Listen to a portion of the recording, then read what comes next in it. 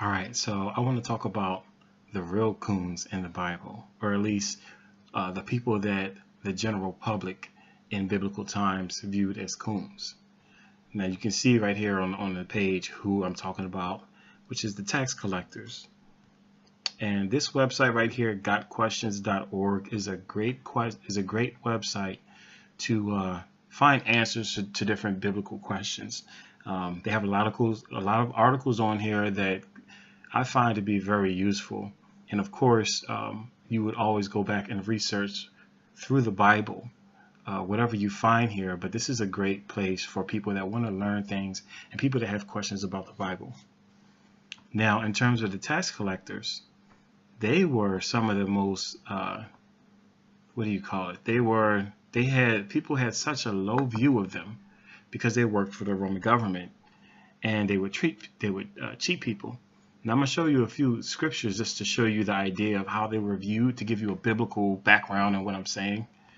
And then I want to look at Jesus' response to them.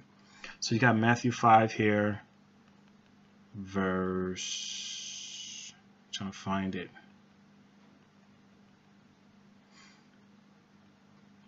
Okay, Matthew 5, I'm going to start in 43. This is the Beatitudes that Jesus is given, and he says here, "You have heard that it was said, you shall love your neighbor and hate your enemy.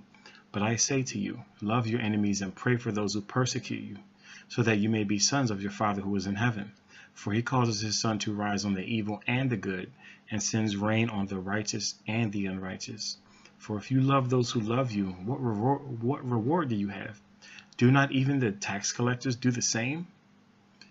If you greet only your brothers, what more are you doing than others? Do not even the Gentiles do the same? Therefore you are to be perfect as your heavenly Father is perfect." Now, the context of what he's saying is, obviously, if he's saying, if you just love your family, but you don't love your enemies, how are you a good person? How are you better than the people you look down on, meaning the Gentiles and the tax collectors? So this right here gives you like some insight into how people viewed tax collectors back in the day. Next, we're going to look at Matthew 9:9. As Jesus went from there, he saw a man called Matthew sitting in the tax collector's booth, and he said to him, "Follow me," and he got up and followed him. Then it happened that as Jesus was reclining at the table in the house, behold, many tax collectors and sinners came and were dining with Jesus and his disciples. When the Pharisees saw this, they said to his disciples, "Why is your teacher eating with the tax collectors and sinners?" But when Jesus heard this, he said, "It is not those who are healthy who need a physician, but those who are sick. But go and learn what this means. I desire compassion, not sacrifice, for I did not come to call the righteous, but sinners." Now, this is obviously it's about how you view people and not having a self-righteous view. But I just want to talk mainly about the tax collectors here, because he saw Matthew sitting in the tax collector's booth, and he said to him, "Follow me," and he got up and followed him. So Matthew was literally in the act of being a tax collector. And the reason why the people didn't like the tax collectors is because the Romans, they were serving the oppressive Roman government. They were Jewish people serving the oppressive Roman government, demanding a tax that most people thought was unfair and unjust, because that would be like another country taking over the U.S. That would be like China taking over the U.S. and then instituting a tax. Most people would be like, "I ain't paying that. You ain't my real government. I'm not paying that. You're an oppressor." So for Matthew, well, his name was Levi, so it's possible that he was actually a Levite and supposed to be a priest. For him to be a Jew working for the oppressor, he's a coon. He's what we will call today a coon. So Jesus, and then the thing that another reason why people didn't like them is the Romans didn't care how much they collected in taxes. As long as the tax collectors got what the Romans required, like if the Romans had a tax for $20, but Matthew was charging $50, The Romans didn't care as long as they got their $20. So as you'll see later on, you'll see how the head of the tax collectors was actually wealthy. But as you can see here, Matthew was actually on the job in the middle of his coonery. And I don't say that as disrespect, but just to show, this is how they were viewed. And Jesus calls him to follow him. That kind of tells you something about Jesus. Like if you look at all his followers were a hot mess. But then it says, then it happened that as Jesus was reclining at the table in the house, behold, many tax collectors and sinners came and were dining with Jesus and his disciples. So the tax collectors and the sinners were together. Now we know that the religious people and the self-righteous people didn't associate with either of them. They didn't associate with the sinners. And according to this passage, they don't associate with the tax collectors either. So that just kind of tells you about how the tax collectors were viewed.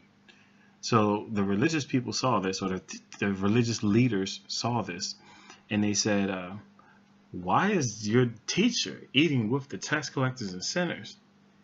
Now, as a side note here, Jesus was very different than what the religious people thought he should be, which says a lot. Jesus is a lot different than what the sinners thought. Jesus was a lot different than what people today think he was. They think he was all love and mercy. But Jesus also was very different from what the religious people thought he was too. Because it's like the people today think Jesus is all love and mercy, and no challenge to him, like he didn't challenge people. But then the religious people thought that in order to be a man of God, you had to be hard and strict and challenging, but not really show any mercy. So I just wanted to throw that in there. But anyway, so Jesus is hanging out. Think about this in today's terms. Jesus is hanging out in a place. It's a gathering. It's, someone would say it's a banquet. Jesus is hanging out in this place where all these sinners and coons and sellouts are. You don't think that people were sinning there? You don't think they were cussing? They were called sinners. They weren't like religious people who stuck to the law. So that would be like us. That would be like maybe somebody being in a club or being in an environment or being at a house, like a house party, where there's kind of foolery going on.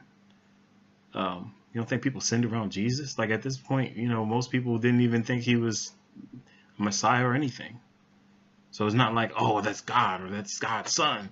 No, a lot of times, most of them, they just thought he was a good person, at least, especially this early in his ministry. So that's just to give you a modern day context of what's happening here. All right. So I'm going to go on to the next passage. Now I want to look at what John the Baptist says to tax collectors. And I think this is one of my favorite ones. So John the Baptist in John 3. In John 3, he gave a speech in the beginning and he's preaching. And then the Pharisees came to him up here. The Pharisees came to him and he preached to them. And then the crowds came to him in verse 10. And the crowds asked him, what then shall we do? And he answered them, whoever has 2 tunics is to share with him who has none. And whoever has food is to do likewise. Now look at what he says to these coon tax collectors. Tax collectors also came to be baptized and said to him, Teacher, what shall we do? And he said to them, collect no more than you are authorized to do. So again, just to give you a little bit more oomph to what I was saying, that they were collecting more money than they were supposed to. And then he also says and soldiers came to him, Roman soldiers working for the man, the enforcers of the man, also asked him, and what shall we do? And he said to them, do not extort money from people by threats or by false accusation, and be content with your wages. So he told the tax collectors, just do your job, even though they're working for the oppressive government. And I'm not saying it, like, just look at history, like they literally were oppressing the Jews. He told them, just do your job. He didn't tell them, quit, you working for the man and you working for oppression and systemic and all of this stuff. I mean, like, this modern day idea that Jesus was a social warrior and that the Bible is like should be the basis for social warriorism it's completely ignoring what the scriptures actually teach. You can go to vague generic statements about how people ought to live, or you can go to what I'm showing you now. You can go specifically to times when prophets and apostles and Jesus, they literally went to the agents of that oppression, and you can look at what they actually said literally when they had a chance to talk to them, and you can form your opinion by that, which makes more sense than going by generic statements that could mean one thing, could mean another. I'm taking you right down to the interaction with the system. Collect no more than you are authorized to do. This is in line with Jesus when they asked Jesus, should we pay taxes to Caesar? Because, the people, they know that it wasn't fair to have to pay taxes to Caesar. But at the same time, they know if you supported paying taxes to Caesar, they would try to make you look like a coon, a sellout, because you supporting the Roman supremacy, right? But if Jesus said, no, don't pay the taxes, then they would tell the Romans, hey, this guy is starting an insurrection. This guy is being a domestic terrorist and all that kind of stuff. So they try to trick him. But that's the whole significance of tax collecting. It was inherently part of the system. And then you even have the soldiers, who's even more part of the system. And only thing that John says to them is, don't extort money from anyone by threats or by false accusation, and be content with your wages. So he tells them, don't be greedy and be a good soldier, even though they're working for the system of oppression. Luke 19, verse 1. This is Zacchaeus, the chief tax collector. Jesus, meaning Jesus, he entered Jericho and was passing through.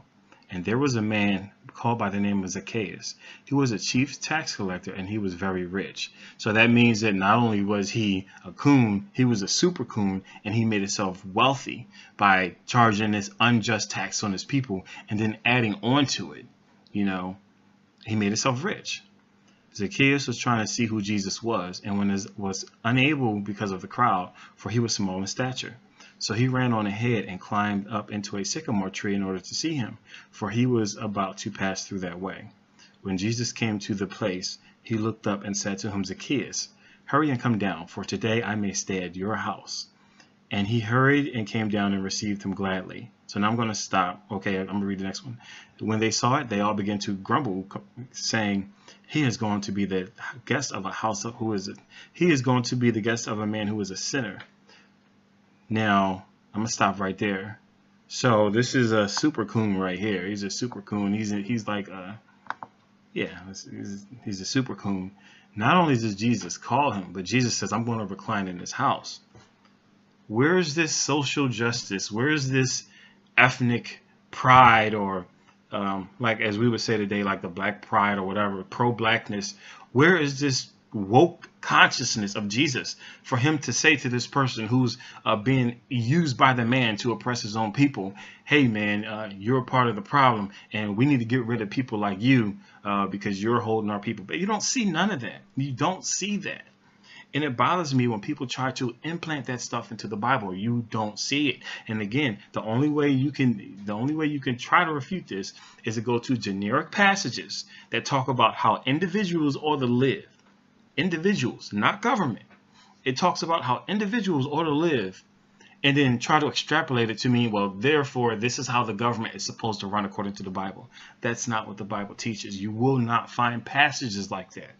You won't. Now, I'm showing you literally Jesus interacting with the system, and his words to the system had nothing to do with the Roman government at all. And one person may say, oh, well, that's different because he had short time on earth and he needed to die at the appointed time or whatever. Well, when you read the epistles of Paul, when you read from Paul and Peter, Paul says in Romans, if you look at my video, the first video I made, talking about, having a biblical worldview of government, Paul says in Romans, submit to earthly authorities, respect earthly authorities. They were literally put there by God, and to stand against them is to stand against God. He says the same thing in Titus, And then Peter says the same thing in, I think, 1 Peter 2. He says the same thing, submit to earthly authorities. The reason why they were saying that is because they lived in a time where the Jewish people were repressed, and the Jewish people were like, they had sects of people, the zealots, they had sects of people who were like, man, I'm ready to get this popping. They basically had like a Black Panther party type of thing going on. So they had people, and then AD 70, the people actually openly rebelled against the Roman government. So that's just to back up what I was saying. Like when you read about it, when you read history, they actually eventually did rebel against the government. And what the biblical writers were saying, what Peter was saying, Paul says it in several different places. I think Peter says it in another place too. But they basically were saying, don't have no part of that. You be a good citizen. Now, you may not like that. You may think, well, that's not fair. That was different. That was a different era. The general principle is the same. The government was put here by God. And good governments and bad governments were put here by God. If a government is overthrown, if a good government is overthrown by a bad government, God has sanctioned that to happen. He has allowed it to happen. Nothing happens without his approval. That doesn't mean that it's a good thing for you. It doesn't mean that you should like it automatically, or you're going to enjoy it. But a biblical worldview, this is we're talking about a biblical worldview, not your feelings. A biblical worldview is that government is put here. God has ordained government. So we're going to look at some, of course, obviously it comes up, well, what about when the government is telling you to violate what God says? That's something that actually happens, obviously, and we're going to deal with that. Now, the problem is people think that because they're offended by something that they don't like it, that automatically that God doesn't like it. And we're going to look at some of those passages. They're kind of, more nuanced things, but we're going to look at some of those as we go along. So now Zacchaeus, in verse 8, Zacchaeus stopped and said to the Lord, "Behold, Lord, half of my possessions I will give to the poor, and if I have defrauded anyone of anything, I will give back 4 times as much." This guy must have been super filthy rich. That's crazy. And Jesus said to him, "Today salvation has come to this house, because he too is a son of Abraham. For the Son of Man came to seek and save that which is lost." So you will not find, let me tell you, Jesus' harshest words were reserved for religious leaders. You will not find Jesus or any of the apostles talking about Jewish people working for the Romans, or exacting the evil Romans' will and that sort of thing. You'll hear them saying that they're doing the devil's will, but you won't see them saying like, "Hey, you a Jew, how are you supposed to be like this?" or you're a Jew, you're supposed to be Jew first. If anything, when the Bible deals with the racial relations thing, it says that race first concepts are inappropriate for believers. All right, so that's a whole nother story. That's a whole nother topic. But this whole coon thing, maybe that's not a whole different topic. Maybe it fits with this well. But I'm going to leave that for another video. And I'm just going to say, here are, I'm not trying to hear no generic passages that are ripped out of context, where it's talking to how you ought to treat one another as individuals, and ripping it out of context and saying this is how the government is supposed to be, or this is supposed to be a movement type thing. Most of these scriptures that you read when it talks about integrity and caring about people, it's not saying go make the government create a branch of government or a government program to do this, like welfare, for example. You can't say give to the poor and then be like, okay, that means welfare. That means that's why we have welfare. That's something totally different. I'm not saying that welfare is bad. I'm not saying it's automatically bad. What I'm saying is you got to get out that mindset of this American lazy mindset where it's like, if we're supposed to do something, that means that we interpret it as, oh, we are doing it because the government has this certain structure. This is talking about day-to-day people living and how they conduct themselves with their neighbors, with their family, with their friends, with their enemies. This is a personal thing. The Bible is a personal thing. So, just want to wrap that up to say, the whole coon mentality, the whole pro-black thing, all of that, and the way you judging people because they work for the government or because they're okay with white people, whatever, completely inappropriate for believers. So, I mean, this is the coon video. You see how Jesus dealt with coons. You see how John the Baptist responded to so-called coons. I would even venture to say that even that word itself is completely inappropriate given what the Bible says on how we ought to treat each other. And you don't see Jesus doing that. You don't see the apostles doing that ever. Ever. You don't see them doing that. So if this video made some sense to you and it was beneficial for you, please like and subscribe and comment. Please share it. Please share it.